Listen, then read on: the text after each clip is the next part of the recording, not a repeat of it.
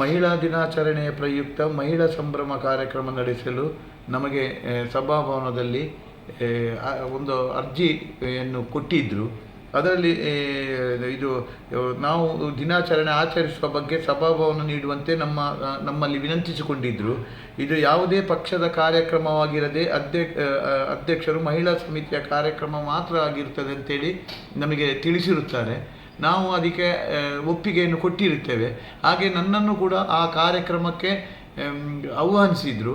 ನಾನು ಆ ಕಾರ್ಯಕ್ರಮಕ್ಕೆ ಹೋಗುವಾಗ ಅಲ್ಲಿ ಹಿಂದೆ ಬ್ಯಾನರಲ್ಲಿ ಕಾಂಗ್ರೆಸ್ ಅಂತ ಹೇಳುವುದನ್ನು, ಮಹಿಳಾ ಕಾಂಗ್ರೆಸ್ ಘಟಕದಿಂದ ಅಂತ ಹೇಳುವುದನ್ನು ನಾನು ಕಂಡಿದ್ದೇನೆ.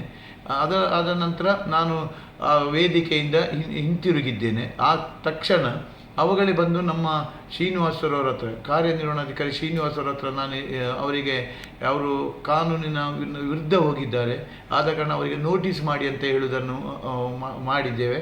ಅವರಿಗೆ ನೋಟಿಸ್ ಮಾಡುವಂಥ ಕೆಲಸವನ್ನು ಮಾಡಿದ್ದೇವೆ. 7 ದಿವಸದೊಳಗೆ ಅದಕ್ಕೆ ಉತ್ತರ ನೀಡಬೇಕಂತ ಹೇಳುವುದನ್ನು ನೋಟಿಸಿನಲ್ಲಿ ಉಲ್ಲೇಖ ಮಾಡಿದ್ದೇವೆ. ನಾವು ಇಷ್ಟರ ತನಕ ನಮ್ಮ ಕಮಿಟಿಯು ಯಾವುದೇ ರಾಜಕೀಯವನ್ನು ಮಾಡಲಿಲ್ಲ, ಇನ್ನು ಮುಂದೆಯೂ ಮಾಡುವುದಿಲ್ಲ. ಅದಲ್ಲದೆ ಎಲ್ಲ ಎಷ್ಟೋ ಸಂಘಟನೆಗಳು ಇಲ್ಲಿ ಬರ್ತಾರೆ, ಎಷ್ಟೋ ಪಕ್ಷದವರು ಬರ್ತಾರೆ. ಯಾರು ಬಂದರೂ ಅವರು ಮಹಾಲಿಂಗೇಶ್ವರ ದೇವರ ಭಕ್ತರಂತ ಹೇಳಿ ನಾವು ಗ್ರಹಿಸಿದ್ದೇವೆ. ಹಾಗೆ ಎಲ್ಲ ಪಕ್ಷ, ಎಲ್ಲ ಜಾತಿ, ಎಲ್ಲ ವರ್ಗದವರು ಕೂಡ ಈ ಮಹಾಲಿಂಗೇಶ್ವರ ದೇವರ ಅಭಿವೃದ್ಧಿಗೆ ನಾನು ಸಹಕಾರ ಕೋರ್ತೇನೆ. ಯಾವುದೇ ರಾಜಕೀಯವನ್ನು ನಮ್ಮ ಸಮಿತಿಯು ಮಾಡಲಿಲ್ಲ ಅಂತ ಹೇಳೋದನ್ನು ತಿಳಿಸಿರುತ್ತೇನೆ.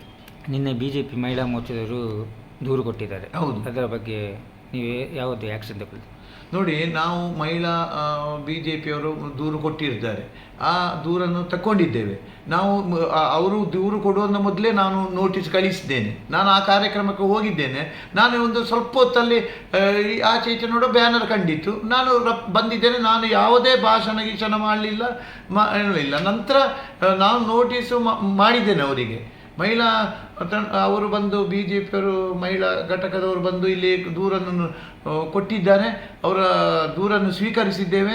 ಅವರಿಗೆ ನೋಟಿಸು ಅಲ್ಲಿ ಉತ್ತರ ಕೊಡಲಿಕ್ಕೆ 7 ದಿವಸ ಟೈಮ್ ಕೊಟ್ಟಿದ್ದೇವೆ. 7 ದಿವಸದಲ್ಲಿ ಏನು ಉತ್ತರ ಬರ್ತದೆ ಅಂತ ಕಾದು ನೋಡ್ತೇವೆ.